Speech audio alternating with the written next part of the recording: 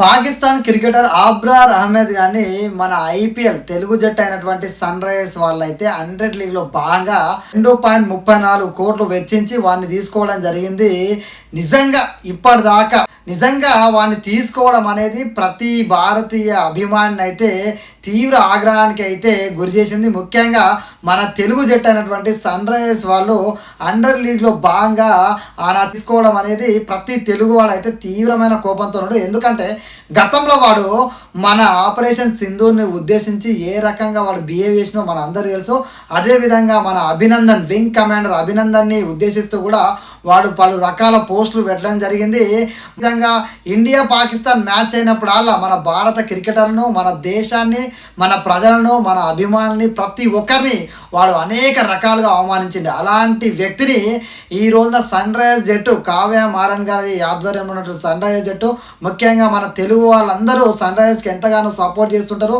మన తెలుగు జట్టు ఉందని చెప్పేసి, మన హైదరాబాద్కి సన్ రైజర్స్ జట్టు ఉంది, మన తెలుగు వాళ్ళందరికీ ఒక జట్టు ఉందని చెప్పి మనందరం గర్వపడుతుంటాం. అలాంటి జట్టు ఈ రోజున పాకిస్తాన్ క్రికెటర్ గారిని తీసుకొని భారతదేశ ప్రజలతో పాటు ముఖ్యంగా తెలుగు వాళ్ళందరినీ ఘోరాతి ఘోరంగా అవమానించింది.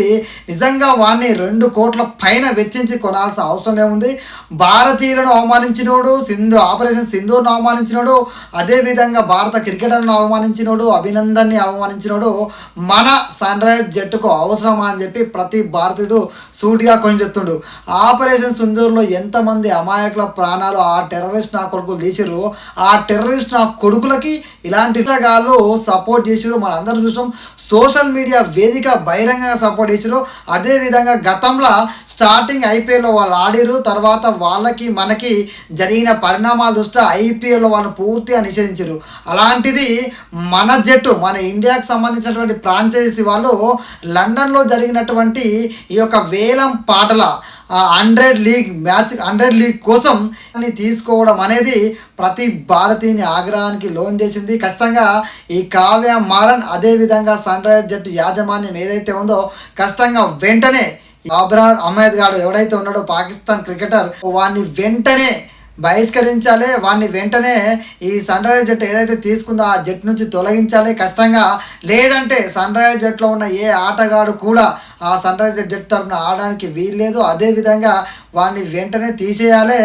అదేవిధంగా భారతీయులందరికీ 140 కోట్ల మంది భారతీయులకు సన్ రైజర్స్ జట్టు క్షమాపణ చెప్పాలి. ముఖ్యంగా క్రికెట్ అభిమానులకి క్షమాపణ చెప్పాలి, తెలుగు వాళ్ళకి క్షమాపణ చెప్పాలి. లేదంటే రానున్న రోజులలో సన్ రైజర్స్ జట్టు ఐపీఎల్లో ఆడే ప్రతి మ్యాచ్కి ప్రతికూల ప్రభావమే ఉంటుంది. ఖచ్చితంగా ఐపీఎల్ జట్టు నుంచి ఎన్ని జట్లు వచ్చినా కానీ సన్ రైజర్స్ జట్టు మీద ప్రజలందరూ తీవ్రమైన కోపంతో ఉన్నారు. ఐపీఎల్ జట్టు ముందుకు పోవడం అనేది సాధ్యం కాదు. హైదరాబాద్ ప్రజలందరూ, ముఖ్యంగా తెలుగు ప్రజలందరూ సన్ రైజర్స్ జట్టు ఆడే ఏ మ్యాచ్ని చూడరు, బహిష్కరిస్తారు. ఇది గుర్తుపెట్టుకోవాలి.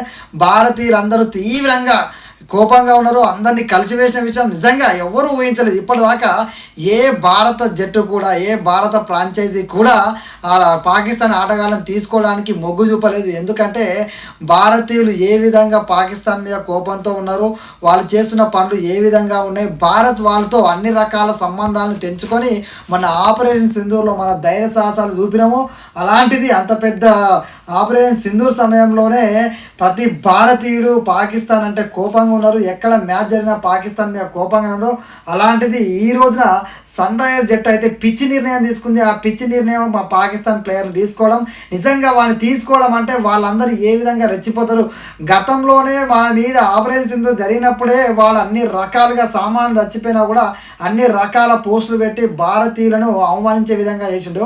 ఈరోజు వాడిని తీసుకోవడం వల్ల ఏ విధమైన సంకేతాన్ని మనం పంపిస్తున్నాం, భారతీయుల మీద వాడు ఇంకెంత రెచ్చిపోతాడో ఒకసారి ఆలోచన చేయాలి. ప్రతి భారతీయుడు, నిజంగా క్రికెట్ అభిమాని ప్రతి ఒక్కరు మీ అభిప్రాయాన్ని అయితే కామెంట్లో తెలియజేయండి. మర్చిపోకండి. ఈ వీడియో కనుక నచ్చితే 10 మందికి తెలియజేయండి. జై హింద్, జై భారత్.